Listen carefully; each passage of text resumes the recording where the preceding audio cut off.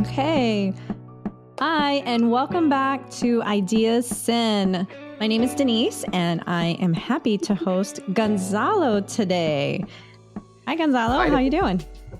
I'm happy to be here. Thanks for inviting me. Yeah, of course.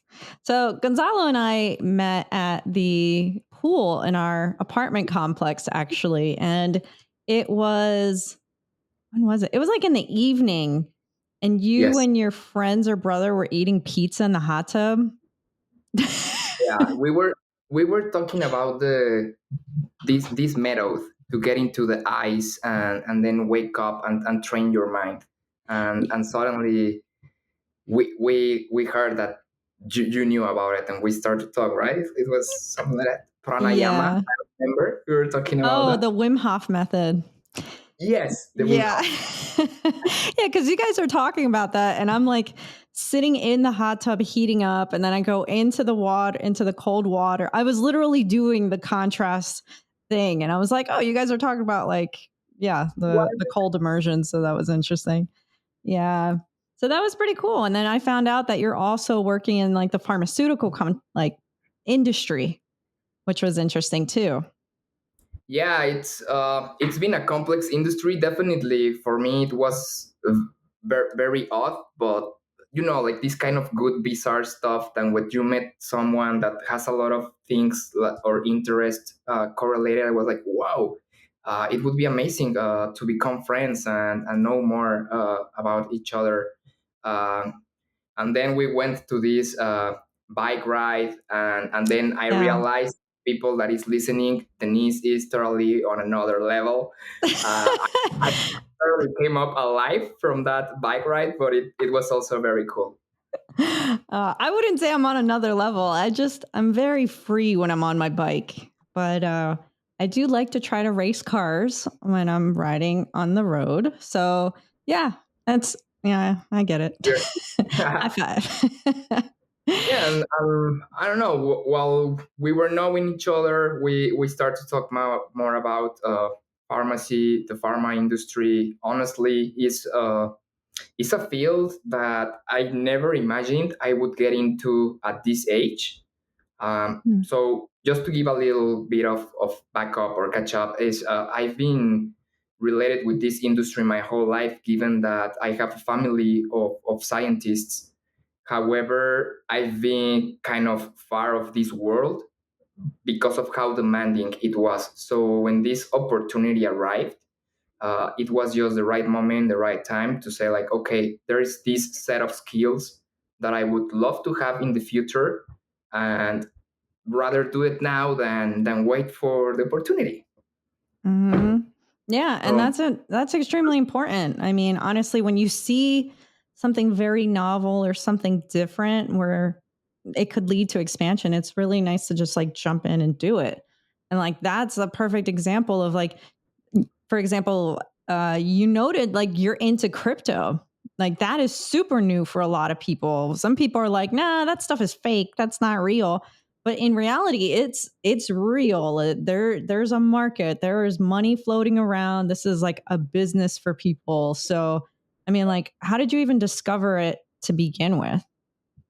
yeah, well, first of all, like ladies and gentlemen, this is something that is not gonna be gone soon, and it's No. gonna stay. So better adapt. It's something that it's getting better every day. But as you just said, it's very early stage, and there has been some good things done and some very bad mistakes. So the way that I got into blockchain and crypto, it's a very odd story in comparison with other crypto natives. That's how they call us. And it all began on a study abroad.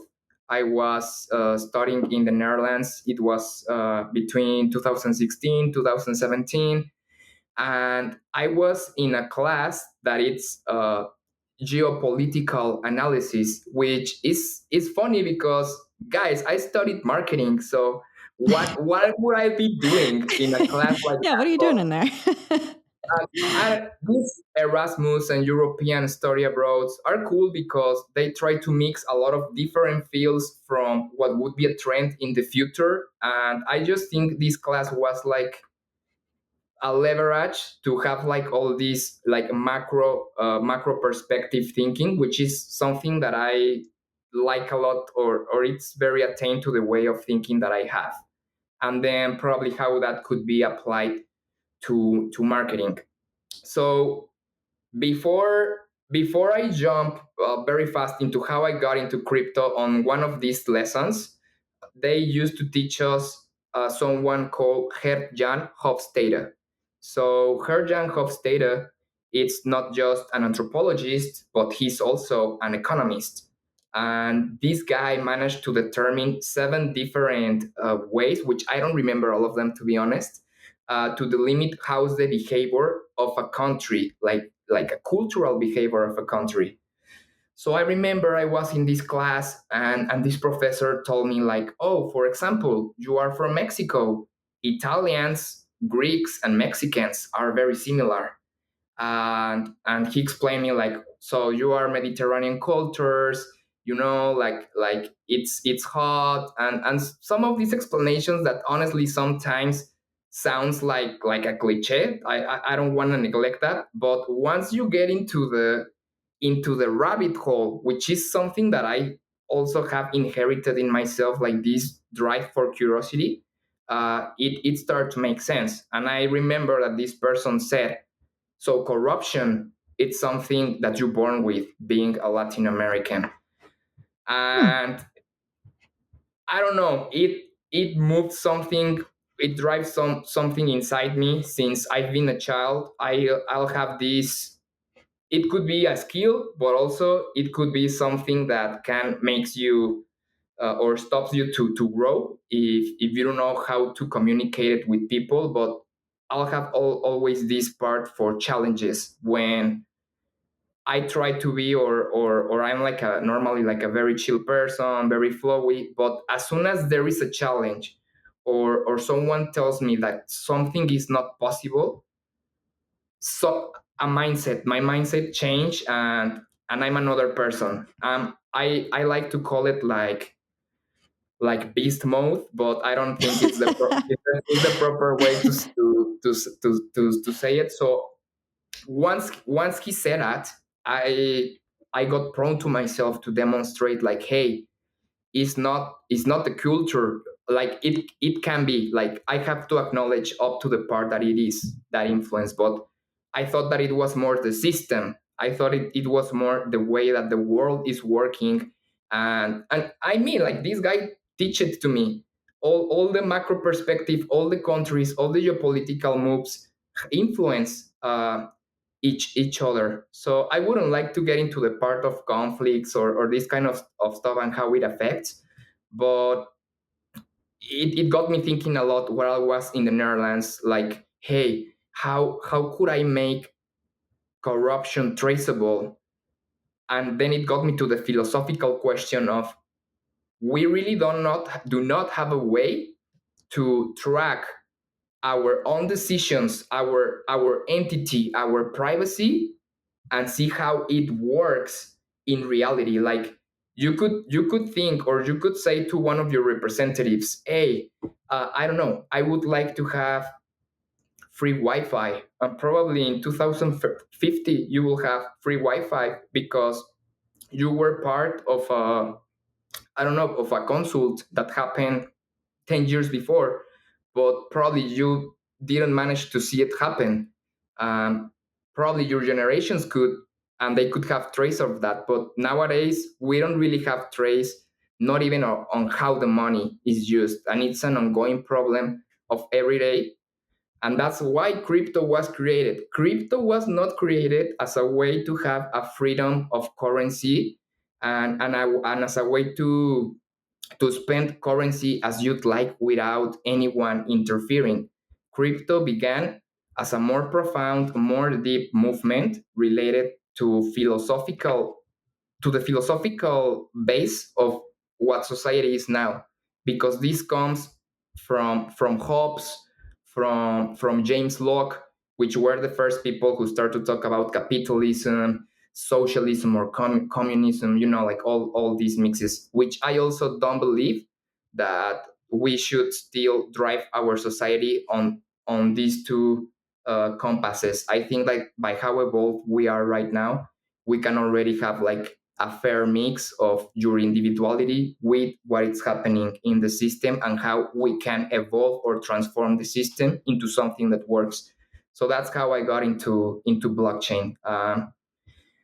Uh, in those years, I had a Dutch colleague or companion at school, Inyat. Regards, in case you listen this anytime.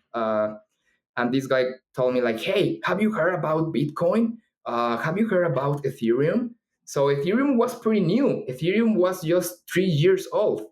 Bitcoin was already like 6, 7, but still pretty new. I mean, Hmm. up to 2000 what 17, it came up to really value or be called as something valuable. So I made my first wallet. I remember I called my parents from the Netherlands and told them like, "Hey, I don't have any money, but this is the future, mom.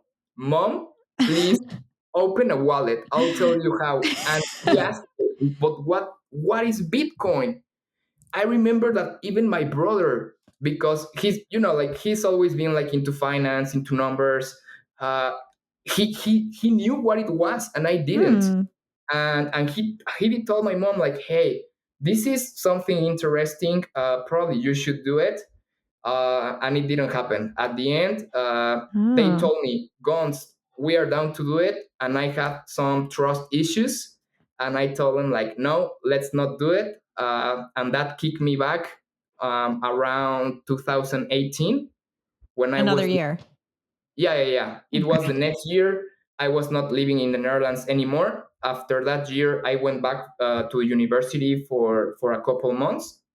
In those months in my university, I was about to graduate, but I didn't felt really mature with myself, or that I had enough experience to come up to the savage world, which it was ridiculous. Now that I think it was like, dude, come on, but so yeah, I Yeah. decided to go into an internship with Nissan. Uh, and here's when I realized that how curious and how prone to innovation and to social justice I was.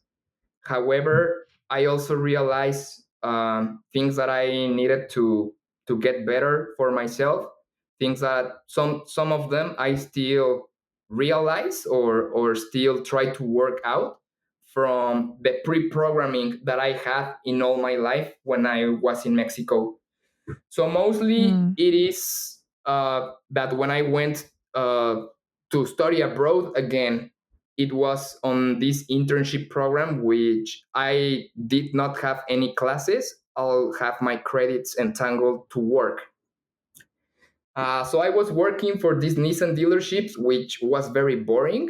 It was just classic marketing, but I was in the Bay Area. So Mm. Okay. so I was like, dude, I mean, like, there is no other way in the world where you can be that it's more innovative than this place. I mean, there is few. Singapore, Yeah. you name it. But anyways, so fortunately for me, I was very very lucky because the company was about to close. Nissan was going through some ugly stuff, which I don't know if I could even mention, but it's public. It's related to their CEO. So Mm. our inter program was supposed to be 1 year, and at the end, it got cut off at month number 7. But still, we need to stay there for other 3 months.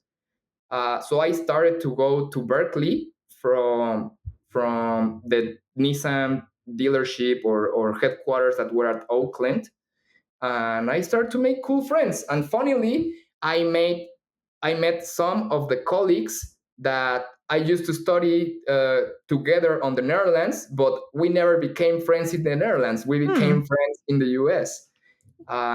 This guy was a very smart physicist, and this person opened my mind to realize probably a lot of stuff that I didn't have worked before with myself, and it was more towards believing in yourself to develop or believing in your curiosity, because he made me realize that curiosity is a sign of intelligence, is being smart.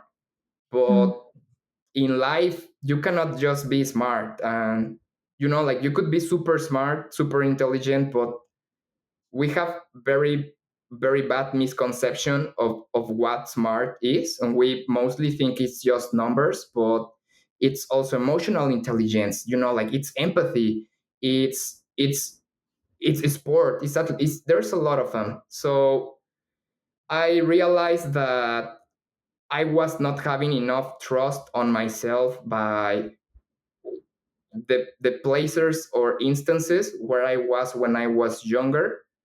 And it was amazing to reach or to learn this in California, because as soon as it opened my mind, suddenly I had no barriers to reach anyone and ask them like, "Hey, what are you doing?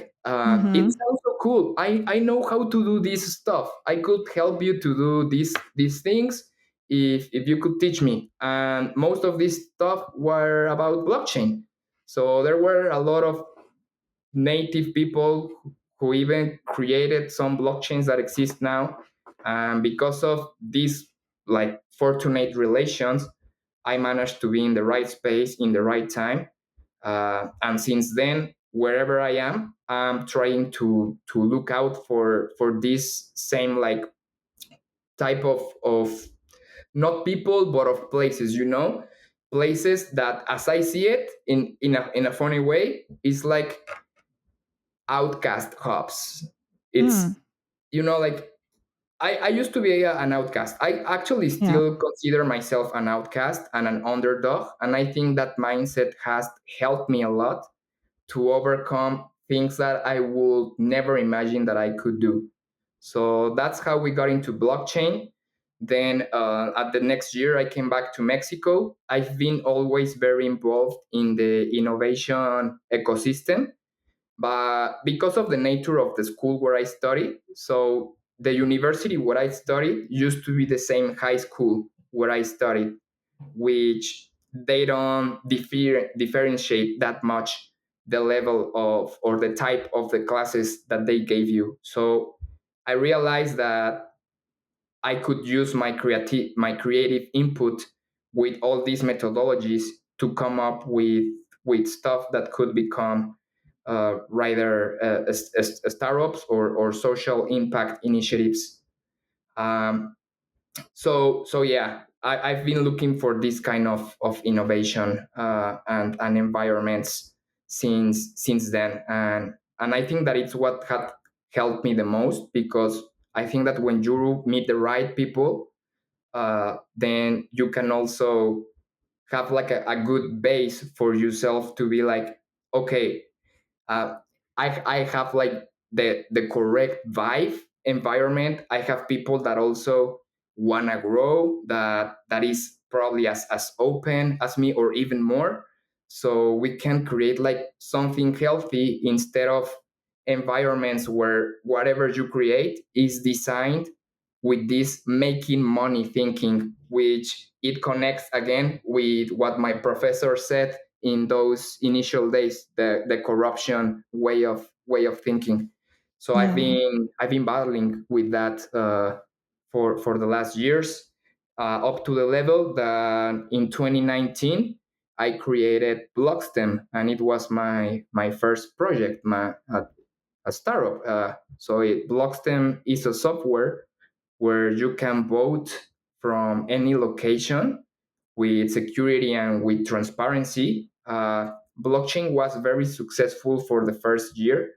It was an amazing ride, because it made me feel that I was already instituted as an entrepreneur, when you don't really need like a certification or No, you anything don't. to be an entrepreneur. It's you No. just so it Yeah. was cool. It was cool to be in all these places pitching and everything. But suddenly, after year two, we came back to this part of relations and how important it was. So again, I didn't felt myself mature enough, or I was, better said, not mature enough to Mhm. build up. If you already have like an amazing idea, if you already make it work, if you already touch base with influential places that can leverage you up more, like on a media level, like getting eyes and interest towards you, then the most important part, I think, it would be having a team. And I did not have a team. So I did have like several colleagues. I didn't even have a co-founder.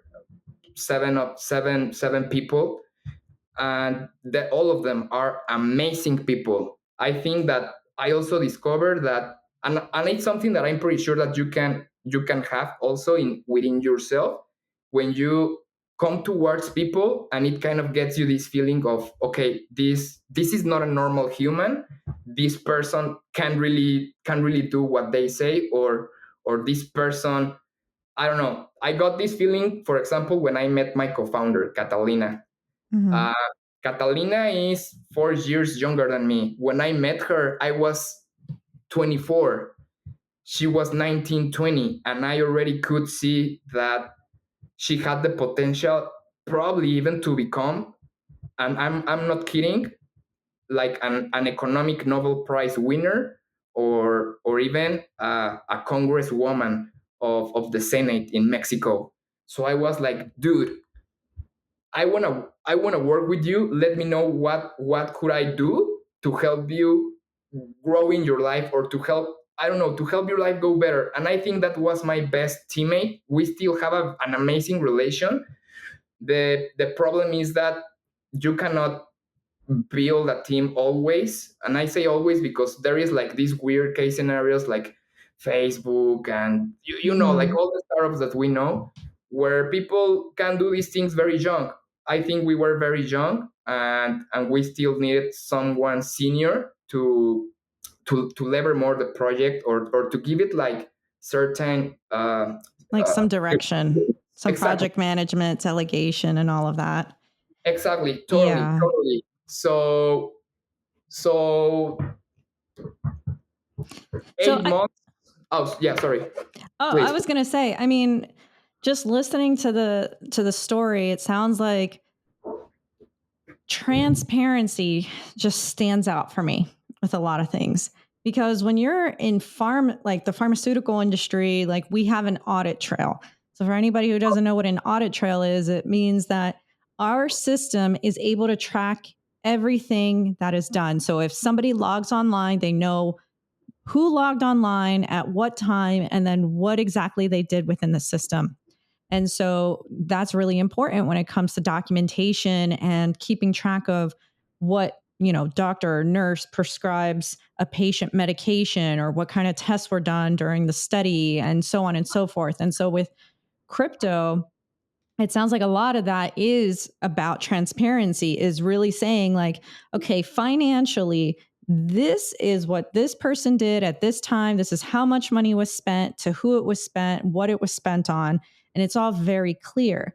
And seeing it tied into social justice, I mean, like with the government, they're not always transparent on how it is that they're spending their money. There's tons of companies that are not transparent about how they're spending their money. And it doesn't, we're using money as the example right now just because that's the currency mindset that we're in, is being able to track everything. But I mean, even from a social justice standpoint, there are people out there that are going through things in their life, and even if they come out and they're like, this happened to me, I experienced this type of crime or this type of injustice or this type of abuse, even if they come out to say that, like sometimes it's just, oh, no, we're going to ignore that. We're not going to bother to do that. And so I think that that's really cool that you are trying to get into something to really bring to light people's actions, because it's it's like you are caring for the underdogs in a way. You want people to be seen, you want them to be heard, and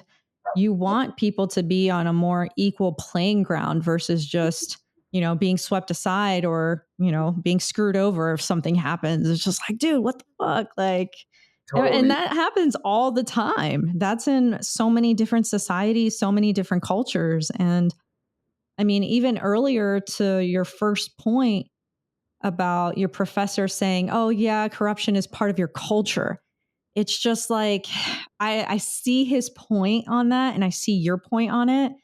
And the crazy thought is, at what point does that corruption actually change the action and the thoughts and the feelings within that culture, within those individuals, where they now start seeing corruptive behaviors as a norm, where they start accepting it and they're like, no, that's fine. Like it is what it is. And that's unfortunately, yeah, changing the culture for a negative. But it is really cool that you've been able to go through school and connect through so many different like avenues and how they're all connected in some type of way, how they've all linked you in some type of way. And so jumping back up to your startup and who you were connecting with, I believe you said Catalina. Was that Yes, is Kara. she into blockchain and crypto too, or was she into something completely different and you just, rooted So her in for some other skills or something? I think it would be very important to mention my other passion in life, what really got me into all of Mm. this. So we'll have to go a little bit no back. I mean, that's okay. Whatever. So when I was in primary school, this is uh, really what started everything. When I was in primary school, the school that I was in, it was let's say it was not the best social environment that I could be. However, my parents were in a position, in a social and economical position where they were working the most and they were doing their best to give me the best education. I'll always be grateful for that. Plus, now at the end, I can see the perks of the place where I was, but yeah, the school. Just to give you an idea of the school where I was studying, not to give any adjectives. I used to go to play soccer or just on the recess, and we used to find vaccines, jeringas, oh, like syringes, needles. Yeah. needles Syringes. needles Yeah. of probably the neighbors on the other side of the school doing stuff, or we used to get rocks thrown from the other side of the wall of the school to the school. Crystals would get broken. I mean, when you're a child, you are like, oh, war mode. I don't know, Chaos. Yeah. you are playing, but it was something concerning. It was not a safe place. Some of the students that used to be there right now, regards in case that you're listening, but some of them might be cholos, Yeah. and some of them even more organized. Not to say the word, I don't like to talk about that, but because of that, that when I was younger, I had some struggles with health, so I had to take a growing hormone by the age of 10, because I was not growing as I should. So it was always a challenge for me to be in sports, which is Mm. so bad because I realized later in life that I was good in sports. You just need to find the sport. Yeah. So this moved me to get more into activities that didn't relate a lot with physical activity, but more with the mind. I got into two main activities. The first one was math. I was a math competitor. I mean, like, it sounds funny if you say it when you usually actually, oh yeah, I was a math competitor in primary schools. No, yeah, but I did it for several years. I did it like for 5 years, and I also Mhm. got into the debate team. So the debate team was the most amazing part because I learned very young how to have like emotional intelligence skills, how to speak in public, and I got again entangled with the things that we've been talking about. This fascination for the macro perspective, how the countries move. I wanted to become a diplomat up to some part of my life until I realized that most of them are just CIA undercover agents, and I Are don't they? Uh, they're not, but some of them they are. Actually, in diplomacy, they get very pissed when you use a space for a diplomatic to solve a conflict to put a special envoy Hmm. uh, to do other stuff. But anyways, so I started to get into debates early on in my life when I was 10 or 11. By the time I was 16, 15, I was already in the United Nations. So I could really have like a path in my life to work towards that. But I also realized very young that they really do nothing. Like it's more, sorry for saying it like this, but it's just more frivolity. And I always been more prone to the part of action, part of having always to demonstrate to myself that I can do things because of the lack of stuff that I perceived when I was younger. So when I met Catalina, Oh, it and was then real quick, you said you were in the UN. Do you mean like you actually went over to the yes, UN, or that you were like, oh, I'm into studying about the UN? So you no, no, went no. there. I went to the General Quarter Oh, okay. of the UN. I represented Niger. It's a country above Nigeria, which actually right now Hmm. just started a war, unfortunately. And we needed to talk about how we could solve this problem with other representatives of other African countries, hence other children from other universities or from other late stage in high school, uh, and try to create a committee so China would not abuse of the oil refineries and installations that Niger has. Nigeria has also a lot. Um, so so then is when my first idea related with crypto popped up. But again, I was not even aware of what it was. So my partner and I, Magda, regards to Magda, Yeah, just Magna. just decided to go to something classic, and actually we took a very bad idea because we proposed uh, to expropriate the oil and send the Chinese out with, at the end, if you are in the UN, you're looking more for friendliness, Union and like, yeah. like more, yeah, more like a team approach. So yeah, And you're later, just like, kick them out. yeah, I mean, like our first suggestion was like, what if we create like a currency for all Africa that it can be just traded among Africans? But we didn't really knew about it. Again, like I learned about crypto 2 years after that. So it already existed, but I was not really into it. So then we were like, okay, like we are having a cool time in New York. Like we already managed to get in the United Nations. So let's just be like very politically correct and say like what it could be like the proper thing. It was not proper, but yeah, And what that did was. they say? Were they like, no, we can't do that? So actually, we didn't take it that seriously because the person who won, it was an American dude. Of course, it was gonna win. Someone from America, and he won everyone by being funny. Mm. Which is part of the reason what make me not be into that world anymore, because I was like, okay, they know that this is not going for real. Like they are not taking it seriously, and it's the same people that is gonna work here in a couple of years. So that motivate me to be like, okay, so United Nations or these kind of things are a lost cause because they are being watched from a macro perspective, and we need to work it out from a micro perspective. Similar thing happened to me with Blockstem. So Blockstem was in the best point to become successful. I got called by the government of my city. I mean, the city where I am is not very big. It could be the same size as Austin, 1 million inhabitants. And if you've been living there for 19, 20 years, you must know at least, like 1,000 persons that might have connections, or something. Depends how social you are. Oh, well, yeah. Yeah, And, yeah. and yeah, so this guy from the government told me like, hey, you just won this competition. It was a public competition with all the candidates to become governor of the state, and it was to give them solutions so they can include them on their plan for the Hmm. next year.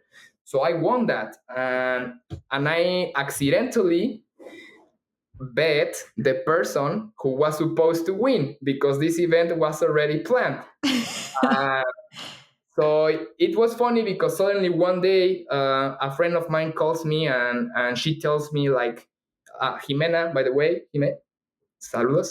She Woo. tells me like, hey, did you realize that you just won something that you were not supposed to?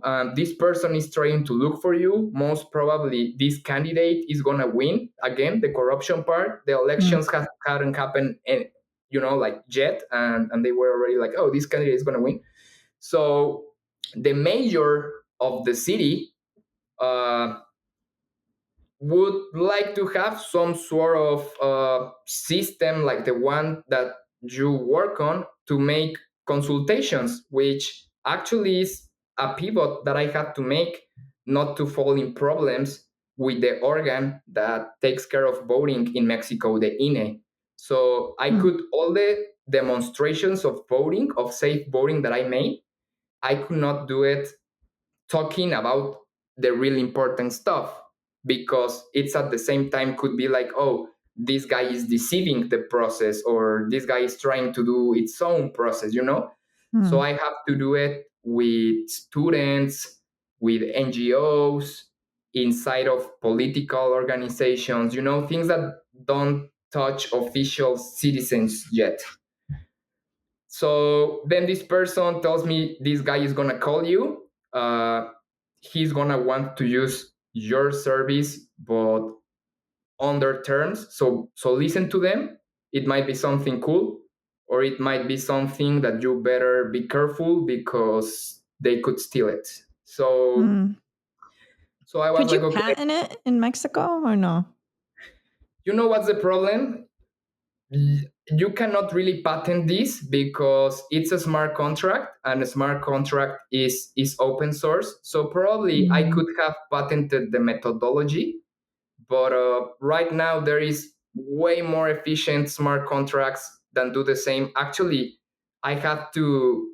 Well, I'll tell you in a bit how did blockchain Blockstem ended up, but it's something that it cannot be patented because the smart contract it's already patented itself by the people who did it. So technically, what Yeah. I did was to grab one of these voting smart contracts, and inside of it move certain parameters to fit with what I was doing.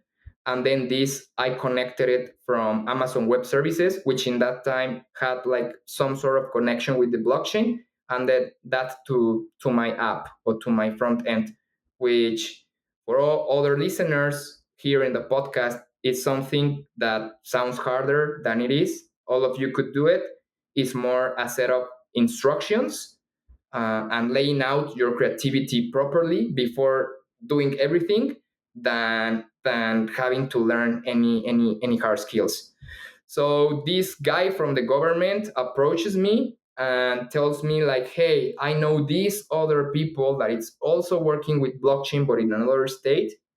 What about if we merge vote initiatives and make a proposal, a direct proposal to the governor right now in these 2 days? So this is the guy who was That's supposed really to fast. super fast. That's what we call in Mexico bomberazo. Bomberazo. Yeah, like firefighter, Yeah. emergency.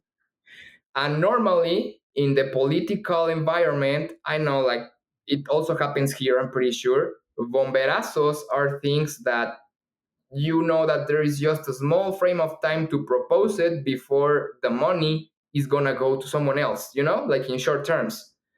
So this guy ends up to doing the most illegitimate stuff of the world, mixing on a presentation, on a pitch, my startup with the startup of the other guys, and taking like the graphic identity of both and just making like an orgy of diagrams and how it's gonna work. Like it was so legitimate, and he was gonna. It was Sunday. I remember it was Sunday, 11 p.m.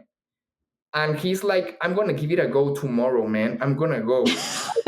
I had this feeling like, dude, This is a bad idea. or two things, or he knows that this is not gonna work and he's doing it just to burn the fact that I bet him and I didn't even knew, or he really wants to do something but he knows that he doesn't need to do it properly, like just to Mhm. do like a smoke, like a frame, something that looks but Yeah. behind it's nothing, just to take the money out. So I had to contact the guys from the other startup, which are like already like high tier people, like senior people, very experienced. They already went through all the mistakes that an entrepreneur should go. That was one of the mistakes that a normal entrepreneur should go. You wanna probably connect with someone, or try to do like a partnership just to make something stronger. But at the end, that takes all of the original idea. Come on, like it's important to stay to stay strong, to have rigor with what in the first instance your soul told you that it was the correct thing, and I'm pretty sure that way then you can figure your way out. Mm. So I had to call this guy from the other startup and tell him like, hey dude, I'm sorry that I'm calling you at this time, because he was in another country. uh, I would not like to say the country because then it would be very specific, the case scenario, Mhm. so in case that someone listens to it. But it was 3 hours ahead, so it was already in the middle of the night, and I told him like, dude, did you authorize this? Because this presentation is about to be shown tomorrow, and I don't feel like ethically comfortable to do it. Just check it out. They took all the identity, blah blah blah. This guy effectively got super super mad, of course, but yo también salí regañado. I even got Yeah. like beaten up by him. He told me like, thank you for calling me. Like, clearly, this is the correct thing to do, but I'm just impressed at which level you did it, like, until which point you did it. If you were not following your intuition, or you had this feeling since before. So that's the first relation and the first important like blockchain opportunity with my country that I had, because he told me we have to break up relation, like this could even go legal, and you both would get Mm. like nailed. So just consider it like as a professional rejection. We can become friends afterward, blah, blah, but you'll need to demonstrate to me that you really are ethical. And that really unbalanced me, Mm. because I think like my strongest basis is ethics. I have something with morals. I like, we know that it's not the same. So I've been always prone to break some laws, or rather than breaking them, uh, Bending them. yeah, like being between that range when there is people that see them as a unity. Mm. And on the ethical aspect or on the moral aspect, I think that I've been always a very open person. But when the moral intercedes with the ethics, I become very very very critic on that. Not even critic, sometimes aggressive towards it, because it makes me feel that people don't want to be empathic on purpose. And I think a very strong feeling towards empathy, because I think it's the closest thing that we have to our soul. Um, so yeah, well, anyways, just to come back, sorry, sometimes I No, I mean, that's a really interesting story. I mean, that goes to show that sometimes, one, taking your time to make a decision can help. And just because somebody is approaching you from a higher level who has, a higher authority than you, and they're like, yeah, we want this and this and this, it's like, it's good to ask questions, and it's good to find out more information and take your time and go with your gut instincts and make sure that you actually feel comfortable with the decision you're making. Because they might not always be truthful about what it is that they're trying to like get out of you. And I mean, we've seen it plenty of times. And with, I mean, I'll say like generally, like with some parents or teachers or adults, with kids, it's like, do what I say. And the kid's like, well, why? And then they're like, don't ask questions, just do what I told you to do, And that over time, people just become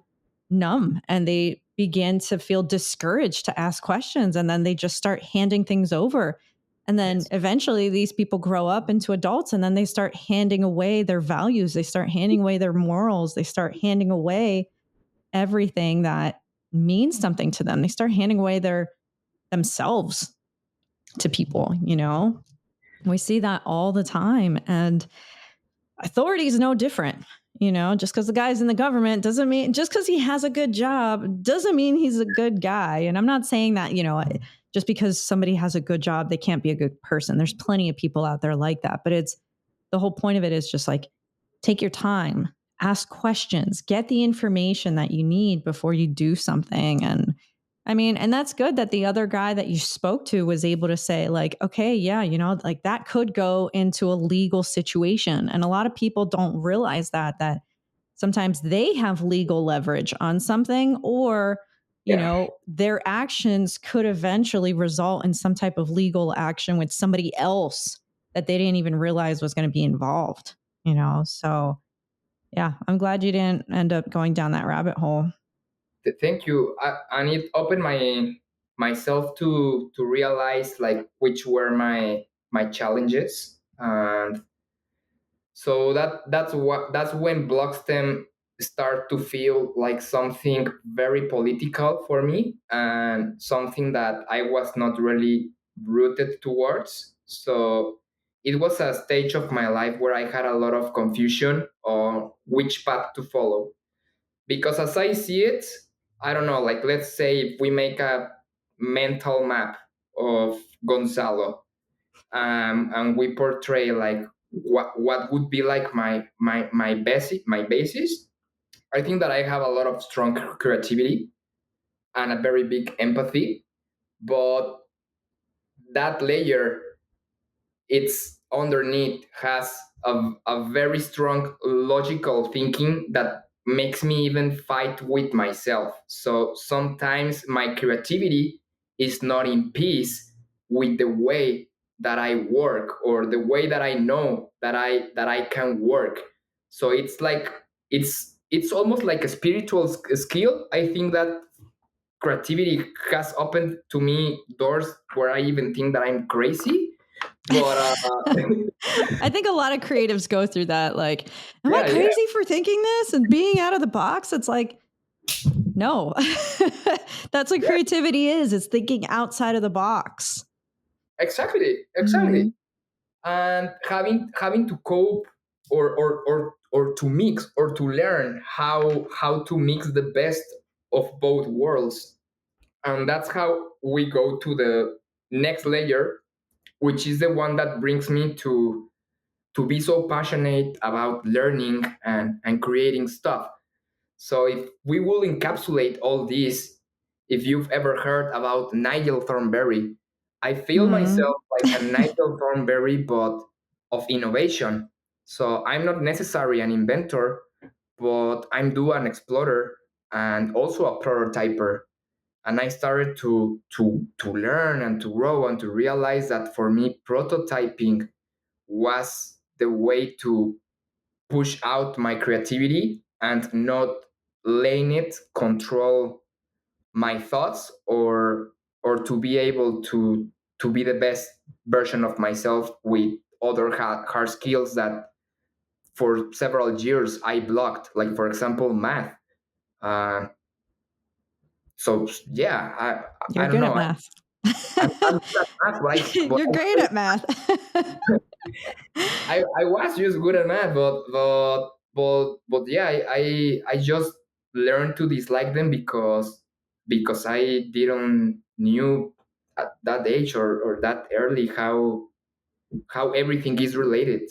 I mean, I think that probably if you're a good creative right now and if you have the ability to draw or to design something that never so anyone has seen, or even with concepts that already exist, come up with something by yourself. I do strongly believe that you could have like a very strong mind towards math. It's just that we are not very well educated on how to see them. We don't see them as fun, but No. they're everywhere. And I Yeah. think that's also why I like blockchain, because there is a lot of math into it, but it's applied towards people, towards society, and again, it's something that I like a lot. So so yeah, that it's Yeah. that kind of path. So with Kata, we decide to turn Blockstem more into an NGO than a startup. After 4 years, And so what's an NGO? So people know. an NGO, it's a non-governmental Yeah, no, you organization. got it. Okay. So literally, it's like more towards social development, and actually it helped a lot because now both of us use the platform or use everything that we did and learn with Blockstem to experiment. So as an example, right now, uh, we had to make it official, like, hey, this is not going to be a startup anymore. We cannot let it die, because we know that there is going to be a point in our lives with probably more experience, or more maturity, or there is just good connections in the universe that drive something to happen. So we decided just to keep it as a personal project and use it as our experiment platform. So Kata right now is learning data science with some of the answers and some of the trials, uh, to some extent that actually I do believe that she could come up with another startup, but right now she has some other objectives, so it will come naturally when it has to come. Mm. And so then it comes the interesting part, because I was like, okay, I already have like a pretty deep adoption curve of this technology, and I don't want to waste the knowledge. I just want to reapply it. And also, I was with this mindset of, okay, I'm a prototyper. So on my creativity, I don't know, like sprints, which normally are on the weekends, before, let's say, 1 year and a half, even 2 years ago, I could allow myself to be creative all the time. But it's something very mentally, it's mentally challenging, because it does get you tired, and sometimes you don't realize that you are tired because you are using your mind, not your body. Yeah. So yeah, that's how I got also into 3D printing. I Hmm. always try And then, to, actually, real quick, before we get into 3D printing, yeah, can you, in the simplest way possible, can you explain what crypto is and what blockchain is? Because I mean, you already know I've been trying to be like, oh, yeah, it's this and this and this. So I have a general understanding of what it is, but I definitely am not pro enough to be like, hey, guys, this is what it is. And let me explain it to you. So do you think you can explain that like as simply as you can? totally. I'm going to explain it without saying anything technical from the Mm. technology. So imagine blockchain just as when you log in any internet platform.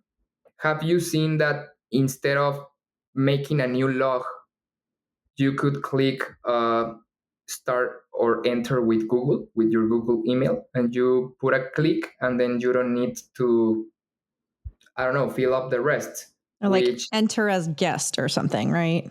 exactly Yeah. what if you would do if you fill it up is that you'll have your user and your data in different platforms. Let's just put an easy fast example. Let's say that you get on your Facebook account making it with your Gmail, but from scratch. When instead you could just access Facebook by clicking, oh, uh, Google Chrome Gmail extension, enter with my Gmail. So blockchain works like that because up to some extent it makes you realize that you are not owner of any of your information, because at the end when you click doing it with Google does it.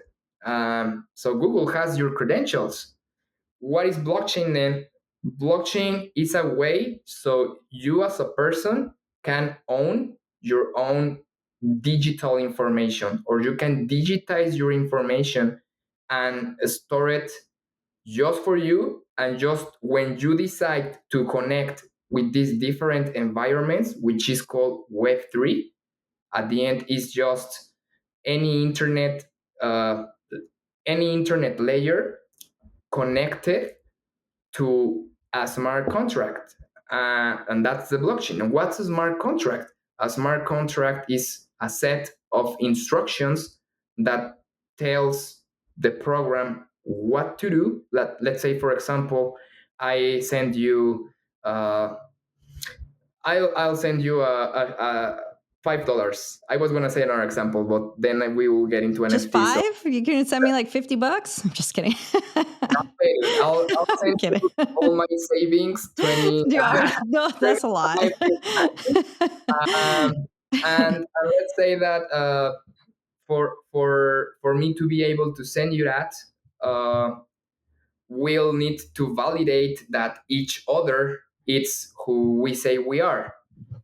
So in order for that to happen, you will need your information to be secure and safe, but also the validation method, and that's done with cryptography.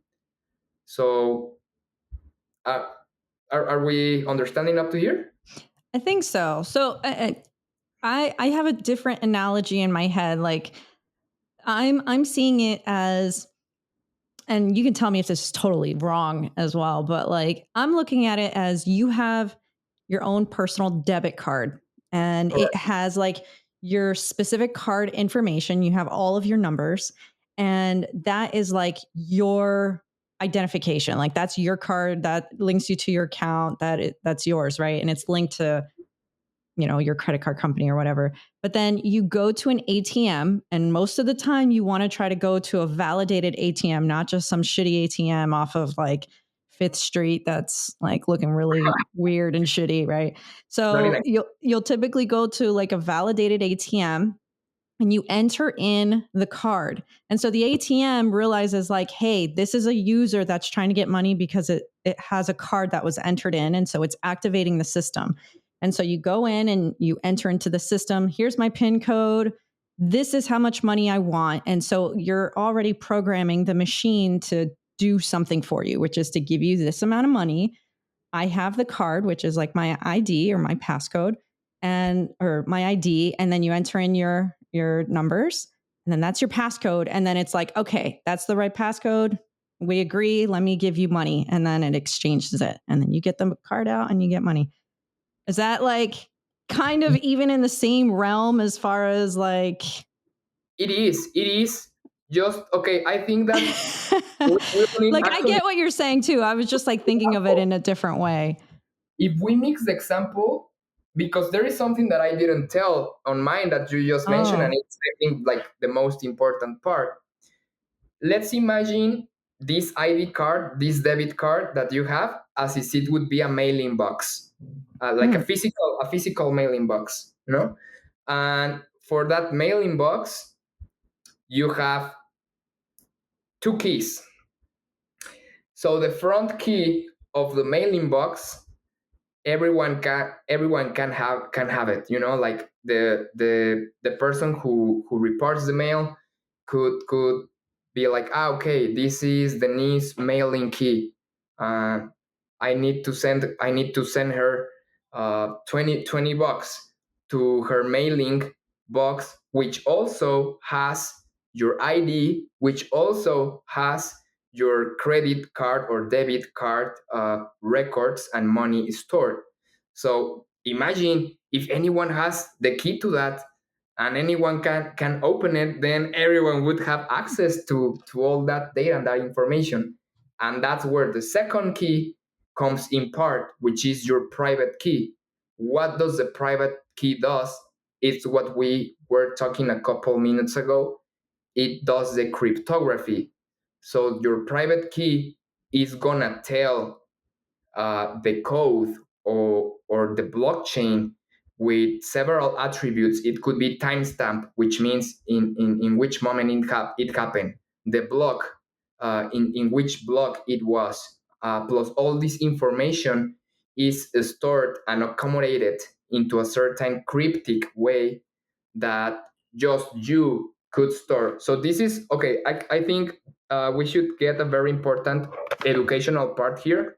Mhm. Never in your life share or store your private key in a technological device, like not on your notes, So write it not, down. yeah, write it down. But even if you could memorize it, Yeah. because once anyone else has that, your mailing box, both keys are lost, so your information and assets could be lost. Yeah, so uh, it's like you have a key and then like your fingerprint, which is super unique. That's like the final identification code, right? Like Correct. that's your unique thing. That's what you get in. So your crypto number is like your thumbprint, right? Yes, In yeah, a way. yeah. It's that because actually, I like don't know. I mean, you could say if it's wrong, like it doesn't, I don't care. having having like for example your, how do you call this? Yeah, like your fingerprint, like your Oh, thumbprint. sorry. Sometimes I forgot my English. No, So it's okay. I mean, like this is unique. Like Yeah, our it's thumbs, unique to everybody. are unique.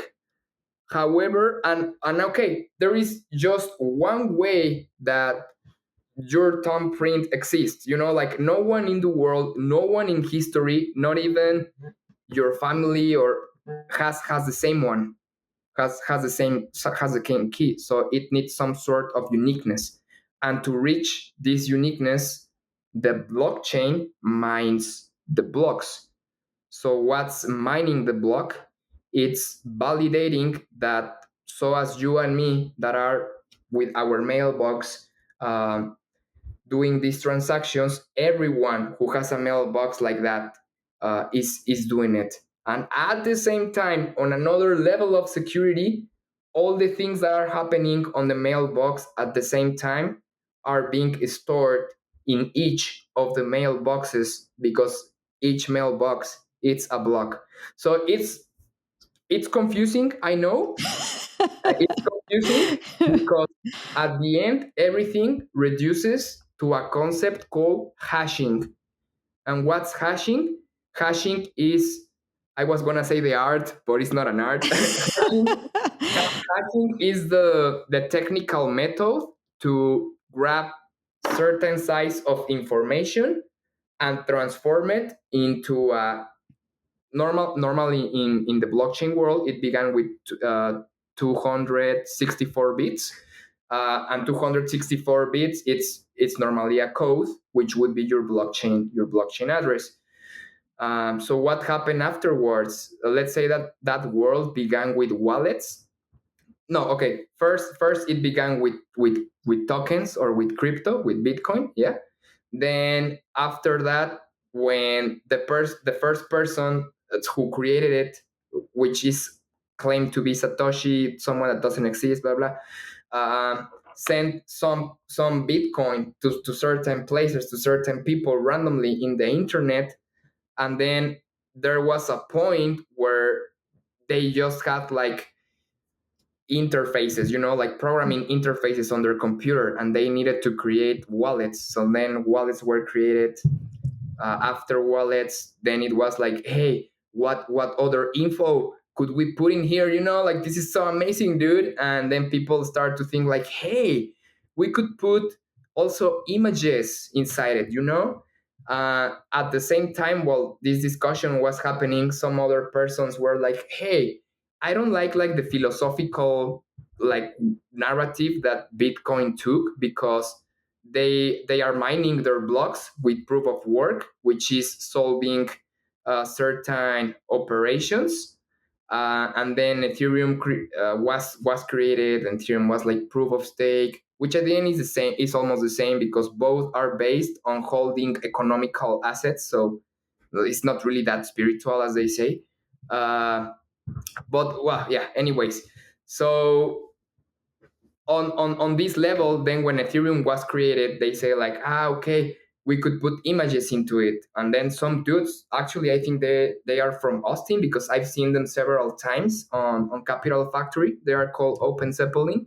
These guys created this protocol, which is the system, or the way of as a blockchain works, but that you could put more stuff into this protocol. And imagine, just by the simple fact of being able to put a GIF, a video, or an image, you already open like a lot of options. From the side of the wallets, it evolved to DeFi, decentralized finance, and then there is a way where both NFTs, non fungible tokens, and DeFi mixed, and is everything that we are seeing right now. So, Denise, I hope that this was an easy explanation.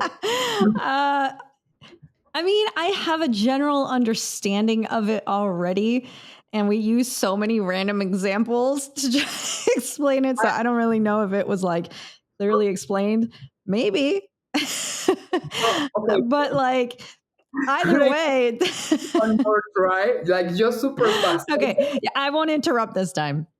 Just imagine blockchain as your digital extent of your privacy, and everything that has to involve privacy. It goes from identity to the things that you buy, to your assets, your money, and the situations, or how your data is used. That's why it got transformed into a lot of micro communities, because at the end, you don't need to agree with what is happening on the system.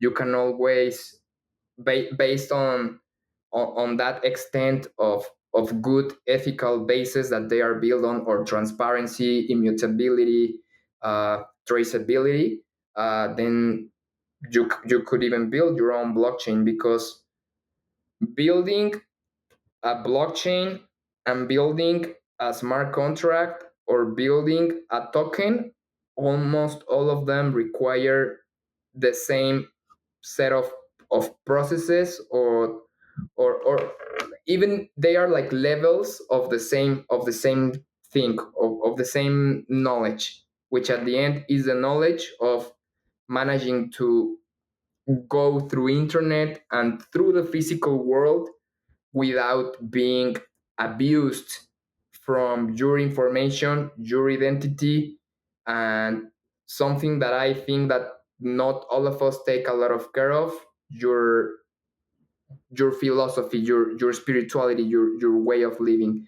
That's why giving this power of individuality, it's so important, because just by this way, probably we could then manage to have enough tools to extend ourselves to create or to come with better communities or societies. So Yeah. No, and I think a lot of people, I mean, myself included, we just undervalue our privacy when it comes to the internet. It's so easy to just create random accounts and just start going on this website and logging over here and accepting cookies to this website, which I'm always like, reject all cookies and all of that stuff, or reject tracing and tracking and stuff. But that's why people get targeted ads all the time. And I mean, even now we have like little watch, she'll probably turn on like Google Minis and like Siri. They're all going to wake up and be like, she's talking to us. She's talking to us right now. What's she saying? I know.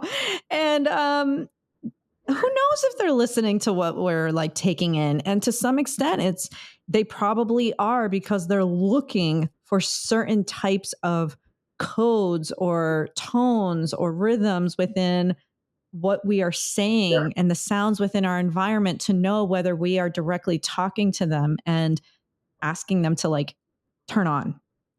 So what makes us think that they're not listening to? There are times where I'm always sitting there and I'm like, you probably think I'm crazy because of blah blah blah. Like it hears all my conversations, it knows my life, and I'm like, whoever's on that end definitely has some fun listening going on. But it's true, our privacy is unfortunately used without, like, all of our personal information is used without our knowledge for a lot of different things. And we could probably hop on another call another day to talk more about like how a lot of these AI technologies or these smart apps and even dating apps, like everything is just being used against us or to target us in different ways. And obviously, with marketing, you already know, like, you're trying to appeal to a certain thing, you're trying to trigger people to take some type of action, right? You're trying to trigger something within them to do something that you want.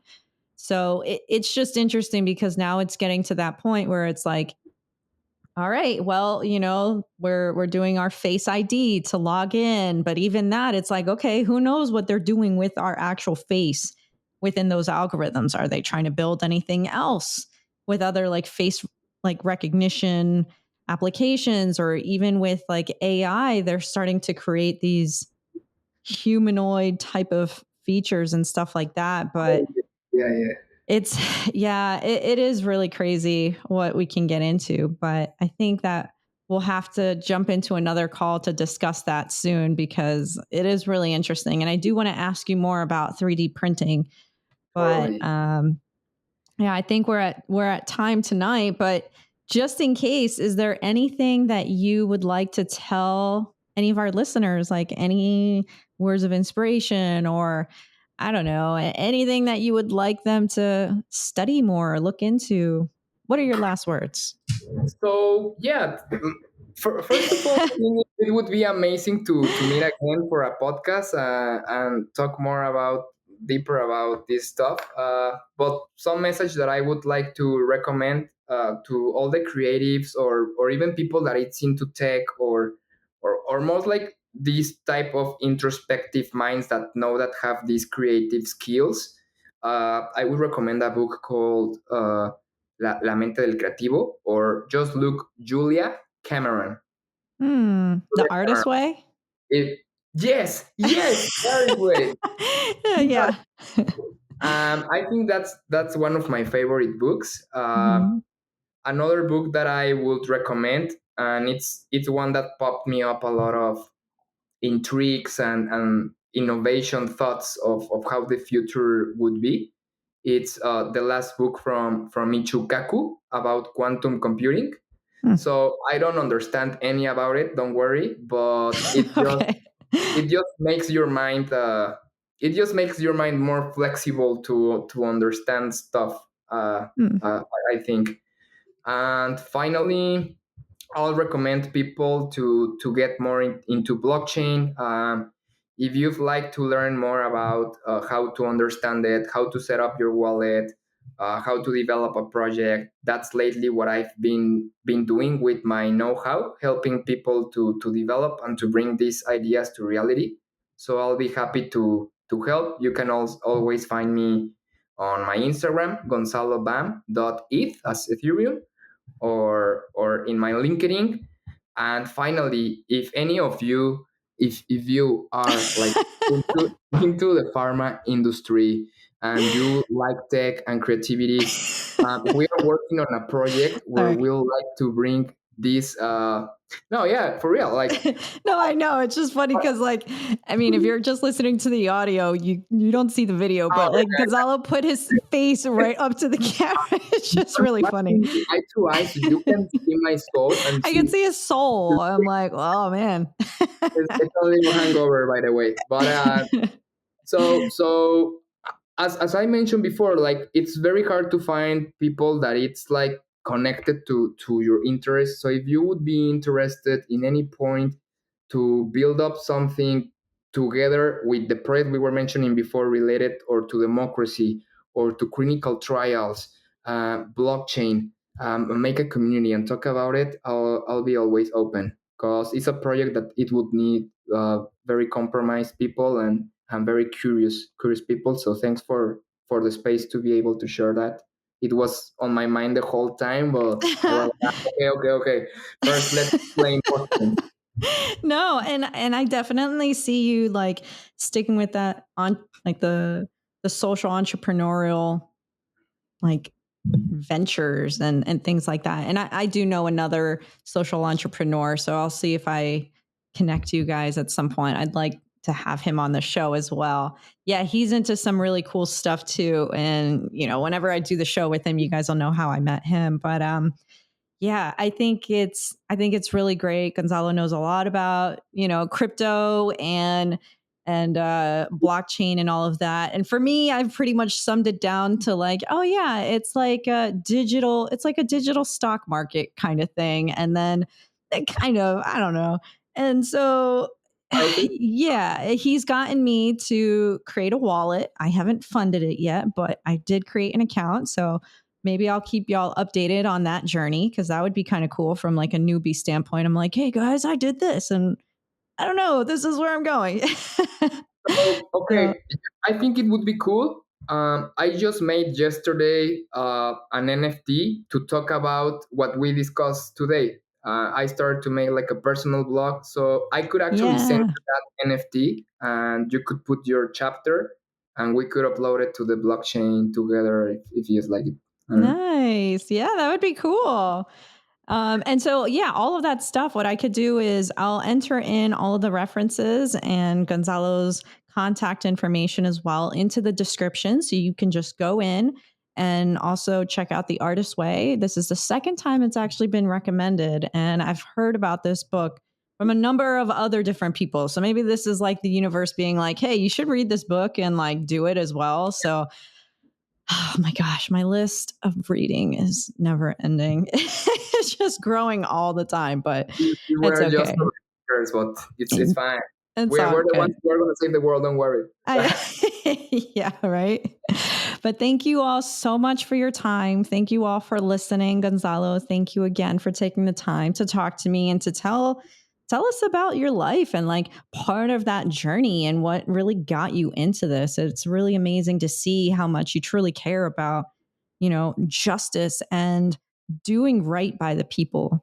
I think we need a lot more individuals that are like that and are going to fight to do that. And I really appreciate that you're putting in a lot of your skill sets and your mentality towards trying to come up with solutions to figure all these things out. So keep going. I'm definitely going to be checking in on you on a bunch of random projects. And then we're definitely going to talk 3D printing next time. So stay tuned, everybody.